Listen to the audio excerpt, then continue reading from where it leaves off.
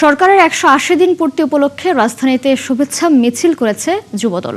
মতিঝিলে Notre Dame college থেকে শুরু হয়ে মিছিলটি ফকিরাপুল মোড় হয়ে নয়াপল্টনে বিএনপির কেন্দ্রীয় কার্যালয়ের সামনে গিয়ে শেষ হয়। মিছিলে সরকারের ১৮০ দিনের কার্যক্রমকে স্বাগত জানান নেতাকর্মীরা।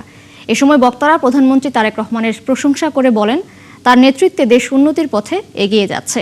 সরকারের বিভিন্ন উদ্যোগের সুফল পেতে জনগণকে আরও কিছুটা সময় দিতে হবে।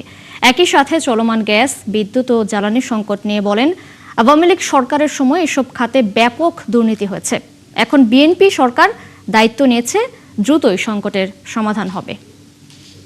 গত ১৭ বছরে যে পরিমাণ ব্যাংক লুটপাট হয়েছে, ব্যাংকের তারল্য সংকট কিন্তু অনেক আগে থেকেই। আর শেখ হাসিনার সময় যে ধরনের স্কিম শেখ হাসিনা নিয়েছে সেগুলো লুটপাটের স্কিম। বিএনপির চেয়ারম্যান জনাব তারেক রহমান, বর্তমান সরকারের মাননীয় প্রধানমন্ত্রী, উনি যে কমিটমেন্টগুলি জনগণের কাছে করেছিলেন, এই কমিটমেন্টগুলি আস্তে আস্তে উনি পূরণ করছেন।